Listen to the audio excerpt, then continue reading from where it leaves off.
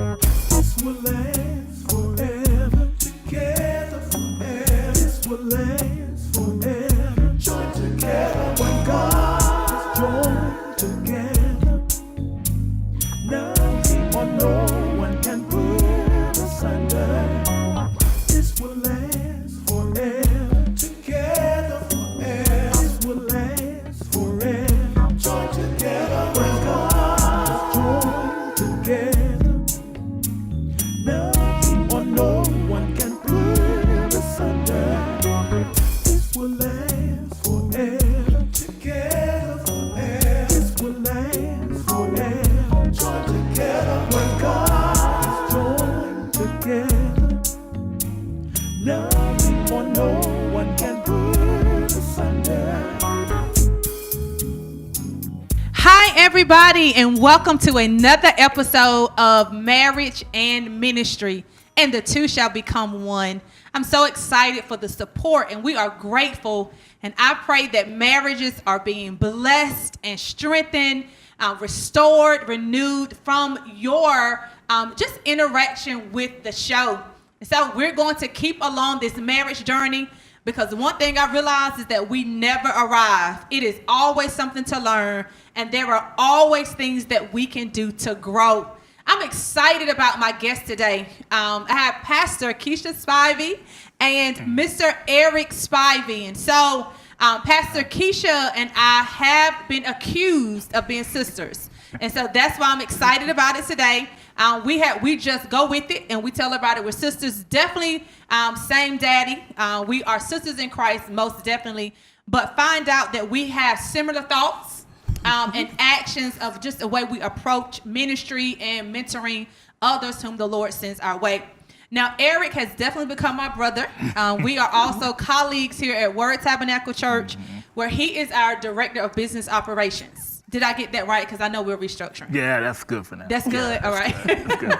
That's good enough. That's good. Yeah. And so now, Pastor Keisha and Eric were on our marriage panel. So kudos to all of those who were on it. People are still talking about the marriage panel. And because there were highlight points that just really brought you in. And one of those famous highlight points that we're going to talk about today was when Pastor Keisha said, I don't have a wife. Right? And so everybody like, oh, what did she mean by that? And then Lady G chimed in about that, and Pastor Galia chimed in. And so it was good times. But we want to talk about that because even with Pastor Galia trying to clean it up and just trying to bring understanding to what Keisha was saying, I still don't think, even conversations I've had, I still don't think it still was 100% clear of what you were saying. And so that's why I want to start, because we know that marriage is about roles, but those roles are not defined by any. The Bible don't say the wife has to do X, Y, Z. No, yes, love your husband. We have to submit to one another. We have to do those things. We have to honor and obey God. But, he don't say, wife, get in there and cook chicken or, fix this plate or whatever. So when you said that, what was the premise of that? So, like, what were you responding to? Because I can't even remember what you were responding to. And then what made that come out? And then Well, I wasn't talking about physical roles, because in our household, what needs to get done gets done. We're not assigned a certain role. We just do what has to be done. So I wasn't talking about laundry or cooking, because we partner on all of that. I was talking about more emotionally and mentally. Women and men are designed differently. We women, we are protectors. We just cover. We're looking. We are multitaskers. We're concerned about what people feel. We're thinking about what somebody needs. We're already trying to think about what the kid needs, what the husband needs before they get there. We're always anticipating someone's next move. So as a woman, that's what we do. We're emotionally present. We are mentally, we have to be all in all the time. When you're with your children, you're wearing all these hats, you're spinning them around, you're doing what you need to do. So when I said that, I was talking about from the premise of a woman. See, when I am there. I am by trade, I'm a visionary, I'm very ambitious. I set goals, I'm a go-getter. I'm all about my grind. I have no problem doing hard work. And so a lot of times I end up in arenas filled with men. A lot of times I'm the only woman there. And I'm the one who's there who has to be concerned about so many other mental and emotional things that are happening beyond that room, the things that I had to get done before I got there, the people I had to be available for before I got there. So then I sit there in that room, and a lot of them who have had wives who carry that mental or emotional load get to sit down and like, let's meet. Yeah. And I get there and I'm like, I need to catch my breath, spin my hat again. And so when I said that, it was more or less from the backdrop of emotional. We women are just wired differently. Yes. What went through your head, Eric, when that comment came out? Because Keisha said it. We've talked about this before, so it's nothing new to him. Right. But but you could tell everybody kind of caught it and threw it the wrong way. Right. Yeah. So what went through your head when that came out? Well, she said that before, so I was not surprised. Before, when she initially said that, it used to bother me. But then I'm like, you can't be a wife. You can't think that way. Right. You know, I'm not designed. I have other things that I bring to the table. Mm-hmm. When she needs that emotional support, I can only give her what I know to give her. And sometimes she needs extra. And, you know, as a man, you know, I'm guilty. You know, I'll show signs of listening. You know, I got the head nod and I got the, you know, the response. I say all the right things, but I ain't heard a word she said. Right. You know, I'm real good at that. And then sometimes she'll catch me because she's starting to figure me out. You know, she'll see something that tells her he's not listening to a word I'm saying. And she'll ask me a question, what did I say? And I'm like, busted, right. And so there are gaps, you know, that I'm just not able to fill. And so when she made that comment, I knew where she was going. Right. And I'm not bothered by it anymore because, you know, I'm not made that way. Right. And so in what she does, I get it. She gets into the room and you have all the men fresh, you know, they ready to meet and ready to handle business, and she's just finished dealing with the kids or dealing with fixing dinner or, you know, trying to make sure dinner's ready before she goes to the meeting. That type of stuff, because I don't cook. Right. Not regularly, you know, that's not what I bring to the table. So those are the things that she was talking about, which I fully understand. So. And I love what came out of both of your responses. It was a confidence in where you've landed with this. Right. And I think a lot of times, and we're talking about oneness and the two shall become one, marriage and ministry, that what hinders people from landing together is they don't have a confidence in each other or just in themselves.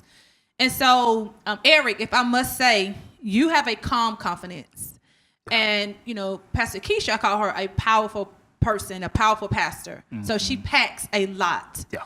But I've learned that just from being your colleague, when you do speak, because you don't speak a lot, mm-hmm. we need to listen. You know, people need to tune in because what you're going to say, because you don't speak just to be speaking. Right. So how did you all arrive at that? Because I have seen people still married 10 years, 15 years, where they still need so much from the affirmation from the spouse. And I'm not saying you shouldn't affirm your spouse, mm-hmm. but they just not confident in what they bring to the table and vice versa. They're not confident in each other and they're not confident in themselves. How did y'all arrive at that? Because that is what I heard from both of your responses. Like, he said, I don't get bothered anymore. This is where we are. This is who we are. So y'all want to talk about that journey? Yeah, I'll let you.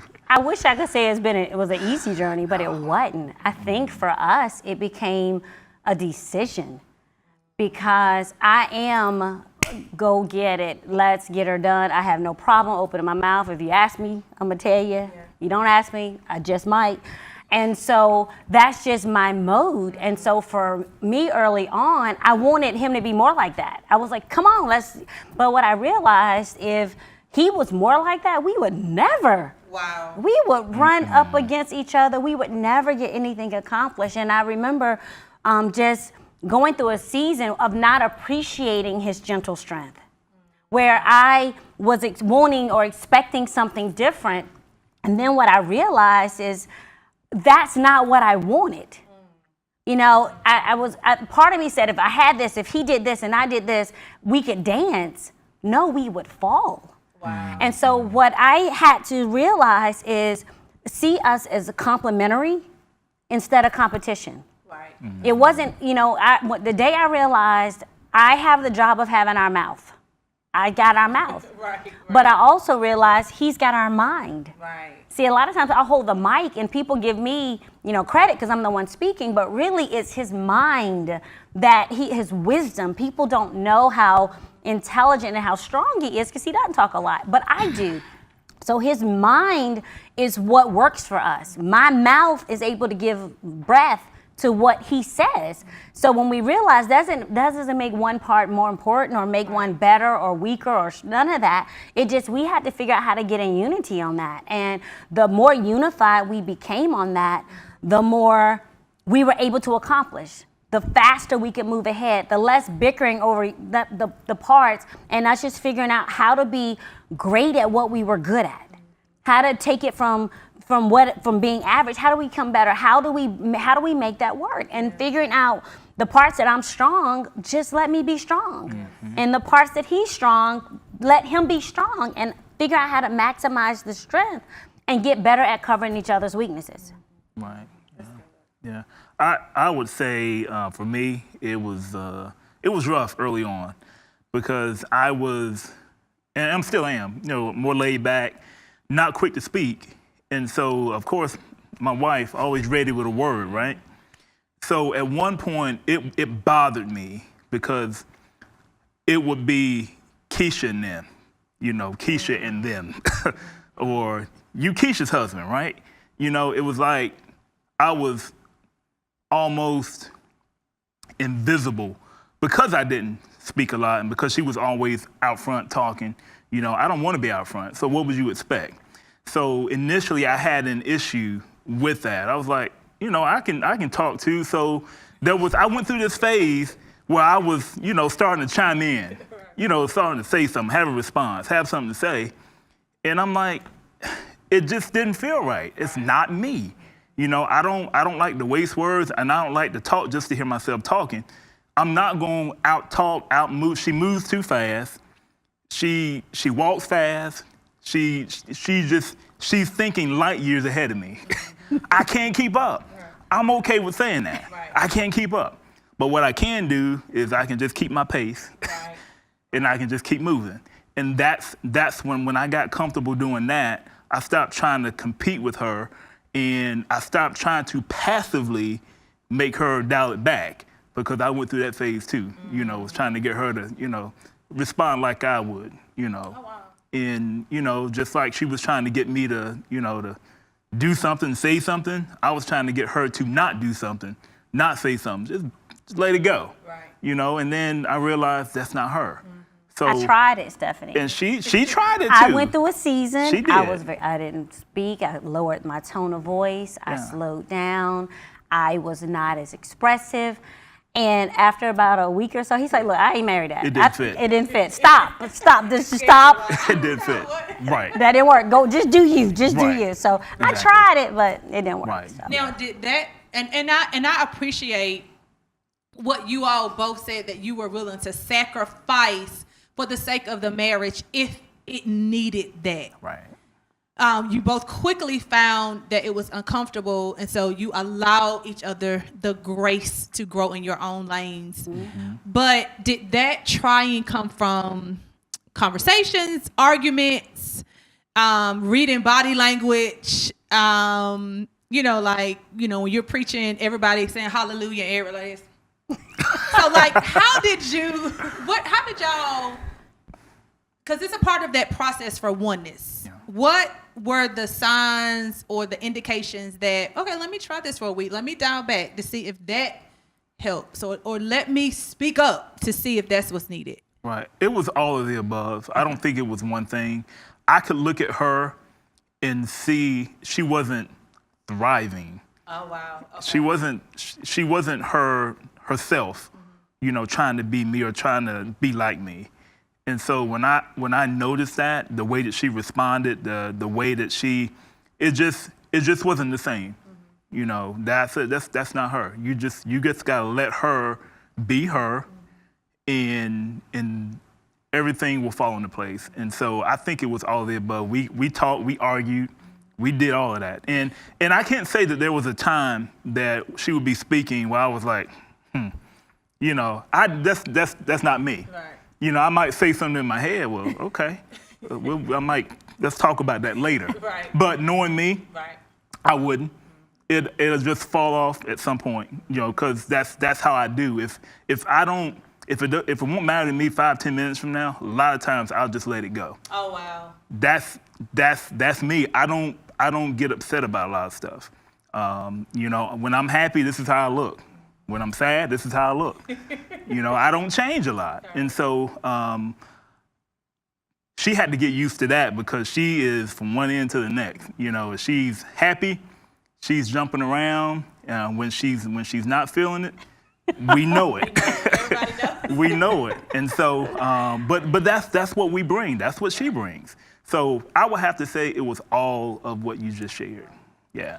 And the only thing I like to add, I think for me, I was getting angry because so many people were misunderstanding my husband. Oh wow. I would get angry because I would see people look past him or not realize what he brought to the table. And so I'm like, you know, let him know show him something, do something, say something, have an opinion.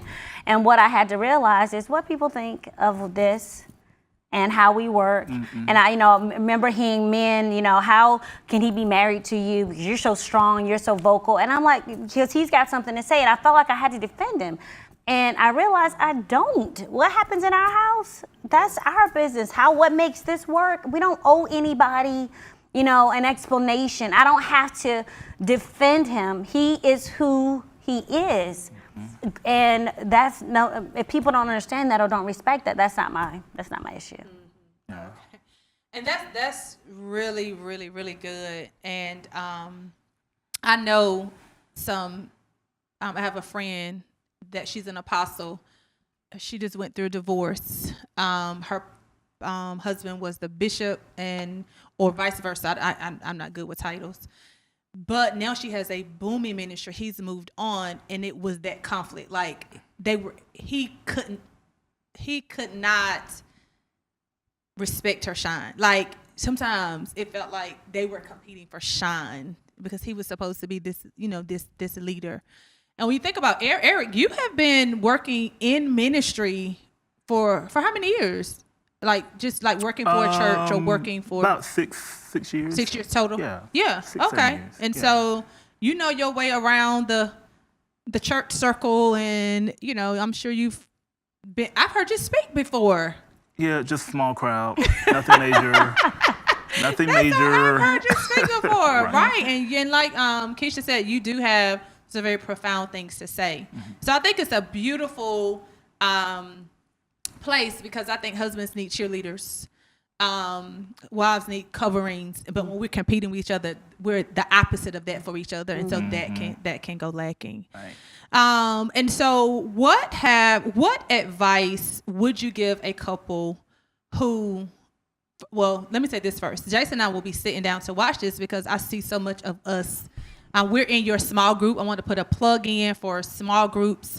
Thrive groups at Word. We have marriage small groups. Pastor Keisha and Mr. Eric are leaders, and my husband and I are in that small group because we connected with each other. I remember the first night, Eric said, "I'm just gonna be honest. I don't want to, I don't want to be here. I want to be on my recliner with my feet kicked up." And Jason was like, "We can say that? Oh my God." So look, when he was sitting in that seat, he said, "I don't want to be here. I'm just gonna be." And I was like, "Yo, he following his leader."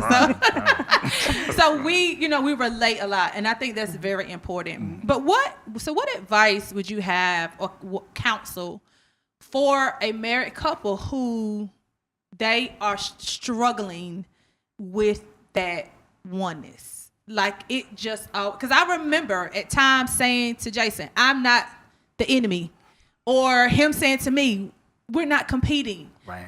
Like that, we said it a lot in the first 5 to 7 years of our marriage, and when we finally had to understand that that's not an easy thing, like both of you all have said. What words of wisdom, what counsel, what advice would you give a couple who's just struggling? Because that desire is there. If you're married to someone, like you said it perfectly, that desire to dance is there.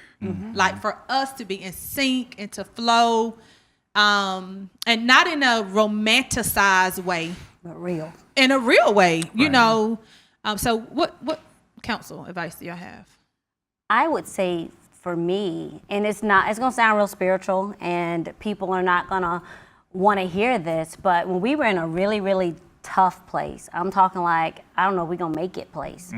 And I remember that day we just made a decision. I mean, we had a conversation and I was like, I'm leaving. He's like, okay, peace out. Yeah. And am I lying? Not a bit. And we just said we're not doing this anymore. I mean, we were going to take a break. Right. Now, might be married. We're just going to take a break.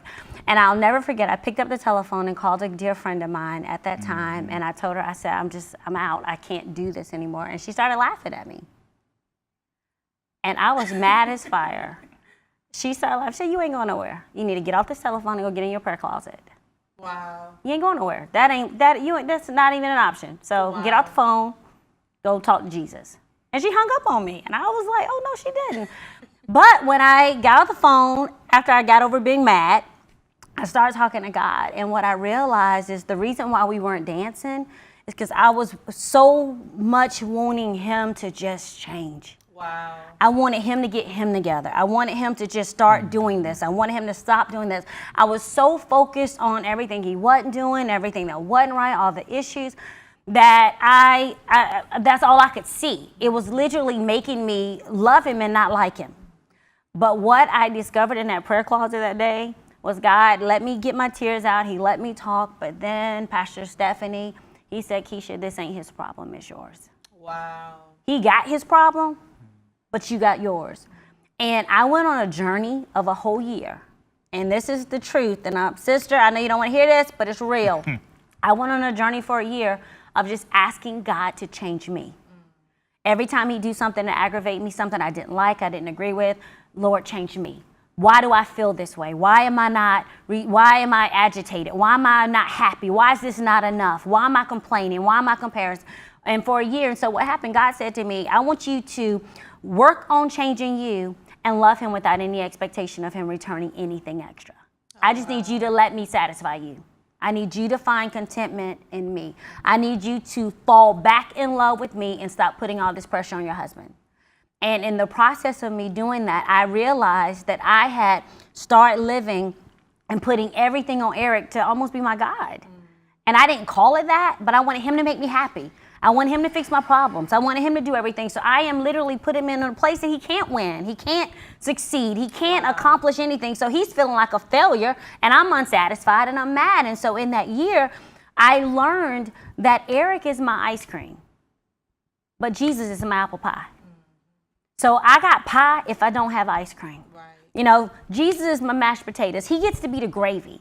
He's the extra. And somehow or another, I had allowed myself to put everything in him being the source, and somehow or another, God was the extra. Oh, wow. And in that time of, Lord, change me, show me my heart, show me my mind, show me where I'm selfish, show me where I'm immature, God began to work on me. And it was a hard year because he showed me my ugly at a whole nother level because I wanted him to show him he is. Yeah. I want him to fix him. But in that year of me just not looking to him for anything, I was loving him, serving him, doing all the things I knew how to do without any expectation of him returning it. And probably about 9 or 10 months in, I started noticing him changing. I wasn't asking, I wasn't nagging, I wasn't pushing, I wasn't fussing. He even got mad at my apple pie analogy and mashed potatoes because he was like, what is up with that? I'm like, no, but you is extra. You are not taking me there. And it became, you are the extra. And I had to literally commit to falling back in love with Jesus like I had originally. And when I began to get that right, and it sounds spiritual, and I know people want a quick fix and 2 points, no, but I had to get back deep aligned with Jesus and find that contentment in him. And then we were able to come in on the things I wanted him to do, like leading, He began leading. The things I wanted him, he began to get in proper alignment when I took myself out. And I just put myself at the foot of the cross. And the more I allowed God to change me, the more he became open to God changing him. And it literally changed the trajectory of our whole marriage. Yeah. And that's good. And I think about how you said he became open to God changing him, but he didn't even realize that's the process you were going, you were going on. It's not like you said, I'm taking this year to do this and I'm in my prayer closet. It's just, he was just more in tune. The Lord touched his heart. Eric, what counsel advice would you give to husbands or married couples in general about if they're finding difficult to become that oneness? I would say to seek counsel. Okay. And I say that because for most of the time, most of our years together, I've been resistant to that. And primarily because I'm like, we can work through it, we can fix it, we can do this, we can do whatever. And I always saw counseling as meaning you have a serious problem. Oh, wow. You know what I mean? Like y'all about to separate, and we need to bring in third party to get this thing mediated and and get it back on track. And that's not what it is at all. And so I finally relented and said, you know what? I was foolish enough to think that we could work through these issues on our own. I said, you're right. After many, many years of saying such, we need to bring in somebody else to, to help us work through the things we're dealing with. And initially, my concern was always that they're going to come from me. Oh, yeah. And and initially, that's kind of what I was feeling like. And when we went through it recently, I said, you know what? I feel like y'all are vibing, like y'all coming from me, right? And I'm like, I said, so am I really the problem? The whole problem? And that's not what it was. Right. That's not what it was at all. And so this has been something that we've done recently. We're approaching 30 years. We've been together almost 31 years. We've been married 26 of those years. Wow. Kudos. And so and we've muscled our way to 26 years. And it's foolish, and as I told her, I said it's foolish to think that we can do this again. We've got to get somebody to help us because things are changing. The kids are leaving. Right. And we don't have them to distract us anymore, with activities and sports and travel sports and all kinds of things. Now we're looking at each other.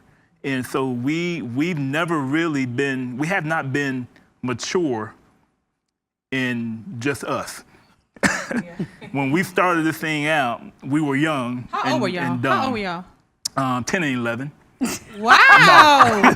No, we weren't. We were 18. 10 and 11. So you were 18. No, right. When you right. met, when you got Well, we've when you known started each other dating? for years. When we started dating, actually 17. Oh, okay. Yeah, 17, yeah. So wow, Yeah. I mean that is young. Yeah. That is young. So yeah, and we got married at 21, 22, something like that. Wow. Yeah. So that's it was young. early. We started the family early. Yes. So it's always been up until recently, the kids and us. And as we began to mature, the kids were still there, and we were still activities and just all kinds of just life. Right. And so when the kids left, we realized, man, this thing is real. Now I am forced to work on things that I had been kind of given okay, we're going to let this slide for right now, but we're going to come back and get this. Well, now it's time to pay.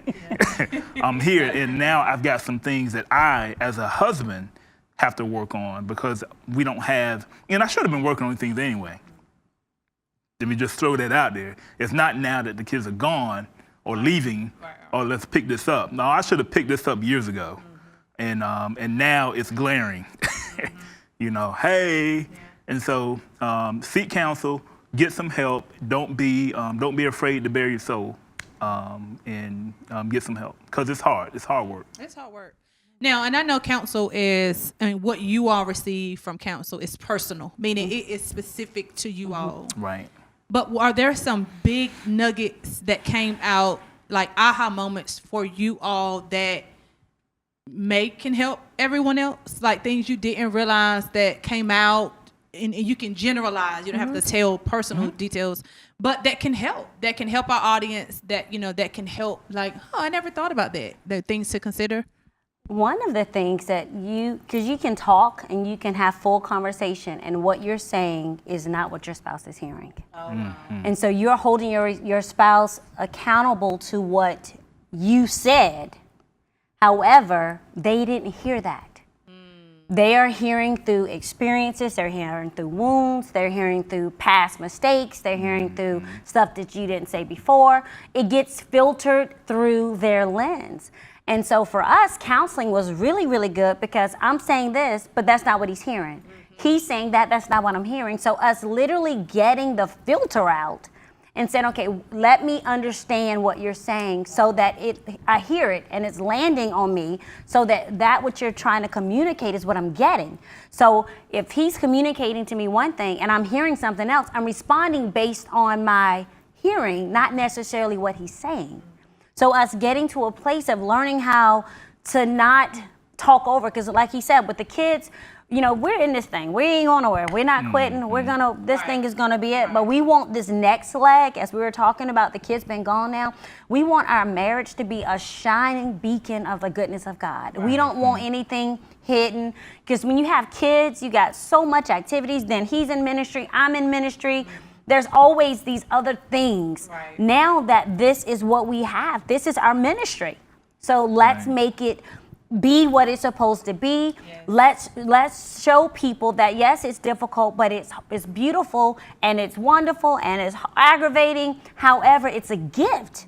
So we have to be able to communicate in a way that we're being heard and listened to and responding based on what is being said, not based on what I feel. Yeah. So. Yeah, I will have to piggyback on because he used the word land. He used that. It was, but it made sense. Right. It take more time to frame your words, before sharing them, because sometimes we would share things out of emotion, and that's all we would hear. That's how it landed. So take some time to frame your words, and then share your thoughts. And for me, I'm not a quick responder. So my processor is slow. So when she says something to me, I don't always have an immediate response. And that was something that used to irritate her, because she's ready then. She's ready right now. We're gonna talk about this right now, and I need a response right now, because I'm ready. And I'm like, I need some time to think about it. And so that was something that we both, it's okay to take some time to think, because I don't want to respond out of emotion or be defensive or not take time to hear what she was saying. So take some time to frame your thoughts, and just be mindful of what you're saying and how it lands on the other side. One other thing too is be mindful that you're different than you were 2 years ago. You should be changing. So the way things were 10 years ago, that's not how you should be growing. You should be becoming. And so for us, realizing that we are two different people than we were at 17 years old. We are rearing children. We're complete. Our experiences have brought us to a different place, and sometimes it takes someone else to help you talk through how you really feel about that. Mm-hmm. What your fears are, what your concerns are, what you want. So having someone ask you those questions to make you dig deep gives you a platform to be authentic and vulnerable. And we don't have that, because a lot of times we're too busy doing life and going through the processes that you really don't allow yourselves those spaces to be vulnerable and safe. Yeah. So. And I know, it has been 30 minutes, but I want to talk about another popular statement that I know you have been getting a lot of feedback on, was how to be a strong woman versus a woman of strength. So do you mind if we stay and talk about that submission for the wives? we're going to release Mr. get it. Eric. Actually, I had games. I wanted to play games, but as you see, they have so much counsel, so much wisdom that we didn't have time for games, and so we wanted to glean from them. And I really appreciate you all. And I know you are starting churches in Africa. I know you are saving the world. I know you both are just doing a lot. But I think I heard you mention earlier when you do kind of marriage coaching for couples. Do you do marriage couple? Okay. Mm-hmm. So I would say, y'all, you've heard it today on Marriage and Ministry, the wisdom that Keisha and Eric has. And it's not just book knowledge. I know they're very learned and educated. It's experience. It's what Eric said. We fought through. We have fought through this thing. And so if you are struggling in your marriage, if you just need, as Eric mentioned and Keisha mentioned, just that voice of reason, that person to say, no, that's not what they're saying. That's just what you're hearing. Then, find them. Yep. Eric's an employee here at Word Tabernacle Church. Pastor Keisha is the CEO and founder of Ripple Effects in the community, but also Keisha B. Spivey, living to the max, living to the max. She's on Facebook, and she has phenomenal rates for coaching, and I know she does that, and I know that they together. It's not about profit for them. I love that. It's about you profiting, you benefiting from that. And so thank you all so much. Thank you. I really hope that our audience will take advantage of all of the wisdom and counsel. And Eric, I promise I'm leaving you alone. Hey, every time I get it. he, but he does so well. He does. And you do so well. Y'all both have done so very well. So we're going to release our brother Eric, and Pastor Keisha and I are going to just have some wife chat. We're going to talk about this thing called submission and what that looks like. And she's going to give us some very practical things to consider and to do, wives, because I think if we can get in line with God's order of marriage, and not just because I was talking to Terry Regal, he works in our media ministry. And we were talking about that submission thing. And the Bible first tells us to submit one to another. Mm-hmm. And if we could get that together, we could get that right first, the husband won't have to put his foot down, right? Like, you need to listen. That won't have to happen. Exactly. But we also understand that, you all are a great example of having different personalities that may try to overshadow the other person, and the person feels like they have to force themselves in that position in order to be respected. Right. So the next episode of Marriage and Ministry is going to be my sister and I doing just a girl chat about, and not just about submission, but things about wives, what wives need to listen to, how we can encourage each other in that. And so thank you again for tuning in. I hope you were encouraged, and I pray that your marriage is blessed beyond measure, and that you find yourself dancing with your spouse. Enjoy. Forever together, forever. This will last forever. Join together when God is joined together. Nothing or no one can put asunder. This will last forever together, forever. This will last forever. Join together when God is joined together. Nothing or no one can put asunder. This will last forever together, forever. This will last forever. Join together when God is joined together. Nothing or no